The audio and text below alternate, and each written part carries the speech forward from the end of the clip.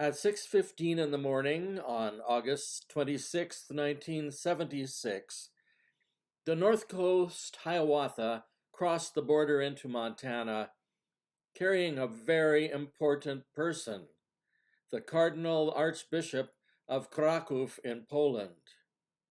At that time, he was called Karol Józef Wojtyła. 2 years later, he would become Pope John Paul II. Earlier that month, he had delivered a powerful address at the Eucharistic Congress in Philadelphia as part of a 6-week tour of the U.S. After visiting Boston and New York, Buffalo and Washington, he boarded westbound Amtrak in Wisconsin, heading toward Montana to visit a good friend. The train pulled into the station in Glendive, Montana at 6:45 a.m. for a 10-minute stop. Casual smokers and curious travelers seized the moment to stretch their legs. The athletic cardinal and his 2 assistants jumped off the train, walking briskly up and down the tracks for a few minutes while they had the chance. Glendive was the place where their feet hit the soil of Montana for the first time. From the rail platform, they had a good view of the edge of the Makoshika Badlands. At the words, "All aboard," they all jumped back in and proceeded to meditate on the Yellowstone River for the next 4 hours. The train made 2 quick stops in Miles City at 8:10 and Forsyth at 9:07, strictly for the purpose of dropping off mail and picking up passengers. And then, at 11 o'clock, they arrived at Billings. The 3 Poles disembarked to be met by Monsignor Andrew J. Zarek, Vicar General of the Diocese of Great Falls. Monsignor had booked a room across the street at the Northern Hotel for the arrivals to freshen up and change clothes. They had been on the train all night, after all.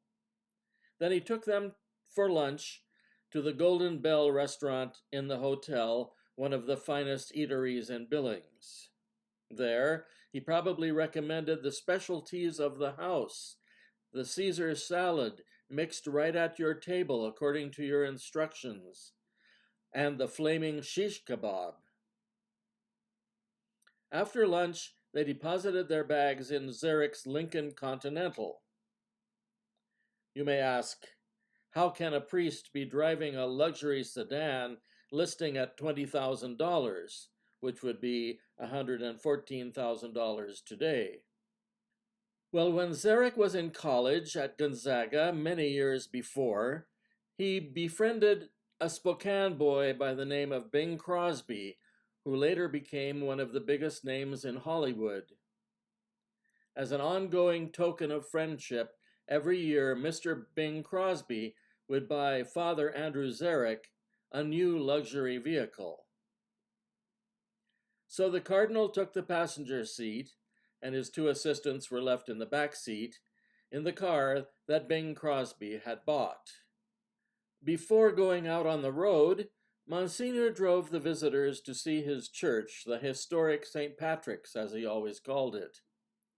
Then they drove past Frat School and Billings Central High School to Holy Rosary Church and School, which Zarek himself had built, with the help of Bing Crosby, no doubt, some 25 years before. At that time, Monsignor had an associate from Poland, Father Józef Wójcik.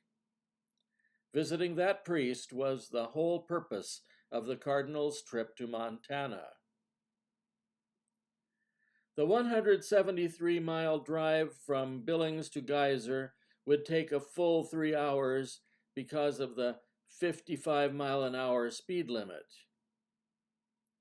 Near Reigate, Monsignor pointed out the spot where a car full of Altar Society ladies had crashed 6 months before, taking the life of Anne, the wife of Dr. Pat Byorth and mother of 7 beautiful children.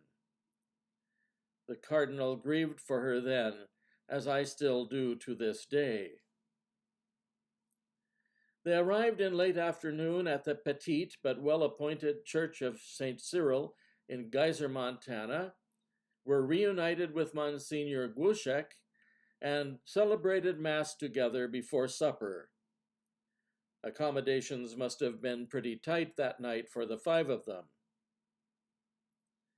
The next day they backtracked 15 miles to the town of Stanford, which had no rectory but a larger church facility otherwise. Here occurred the only public event of the cardinal's visit to Montana, a Mass attended by the parishioners of both Geyser and Stanford. See how nicely the people are dressed, both children and adults. That was how Catholics went to church 50 years ago. After Mass, everyone reassembled in the parish hall for a reception. Everyone came up, genuflected, and kissed the cardinal's ring. Then the cardinal was given a bouquet of flowers. And then the cardinal presented a letter from Pope Paul VI, elevating Głuszek to the second of the 3 levels of Monsignor. You may ask, why is the cardinal coming so far to give this priest so much dignity?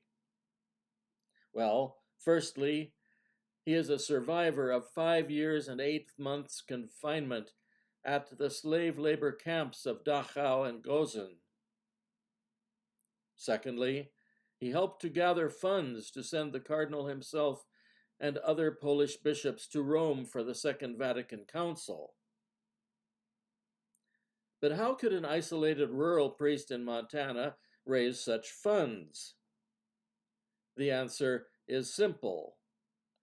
Głuszek called his mentor Monsignor Zarek, and Zarek called his college buddy Bing Crosby, and Mr. Crosby contacted other generous Catholics in Hollywood, such as Lucille Ball. So Zarek is not on stage as just a prop or a chauffeur. He is the financial wizard who made possible Głuszek's generosity to the Polish bishop. Zarek owned the Rolodex. But Zarek is not the only genius on stage with the cardinal. In the background are 2 young Polish priests who accompanied the cardinal for the whole trip. On a hunch, I contacted my sources in Poland, who confirmed that the priest seated to our left is Father Stanisław Dziwisz, appointments secretary to Wojtyła both as cardinal for 10 years and as pope for 25. He was the man who made all the travel arrangements and made sure that everything proceeded according to clockwork along the way. He was, and still is at this date, an organizational genius. The other priest in the background remains unidentified. Perhaps he was a genius too somehow, or maybe he was the lackey who carried the baggage. Anyway, after the ceremony, the cardinal distributed holy cards to the children. Monsignor Głuszek asked some of the high school boys to take the cardinal hiking in the nearby mountains. The boys didn't know the cardinal was an ace mountaineer, so they discouraged him by claiming there were bears and mountain lions in the mountains. So the cardinal didn't walk in the mountains, but he had a chance to see plenty of them on the 45-mile ride from Geyser to Great Falls. There, they were received at the bishop's residence on the grounds of the Ursuline Academy. The bishop hosted the cardinal and Monsignor at his home, while the 2 Polish priests probably got guest rooms at the Academy building. The next morning, the cardinal, the bishop, the Monsignor, and the 2 priests concelebrated Mass for the Ursuline sisters in their precious chapel. Afterwards, the sisters served breakfast to their distinguished visitors, and someone took this fortuitous photograph of Bishop Eldon Bernard Schuster of Great Falls Cardinal Karol Wojtyła of Krakow, and Monsignor Józef Głuszek of Geyser, Montana. Soon many things would change, as they do. Bishop Schuster on the left will resign the following year, and the College of Consultors will elect Monsignor Zarek to administer the diocese for 6 months. Monsignor Głuszek on the right will retire 5 years later, and in 1995 be elevated to the highest rank of Monsignor as a protonotary apostolic. And the man in the middle? The next day he will fly off to Los Angeles and into history, 2 years later being elected Pope, taking for himself the name John Paul II. According to my sources, the Polish seminarians in St. Peter's Square were physically leaping into the air. Back here in Montana, I remember my brother priests asking one another, "Was that the same Polish bishop who came to Montana a couple years back?" Indeed, it was. 30 years ago, a parishioner, Lisa Shields, handed me a bundle of photographs for some future use. She is the one who made this video possible. May she rest in peace. May her soul and the souls of all the faithful departed rest in peace.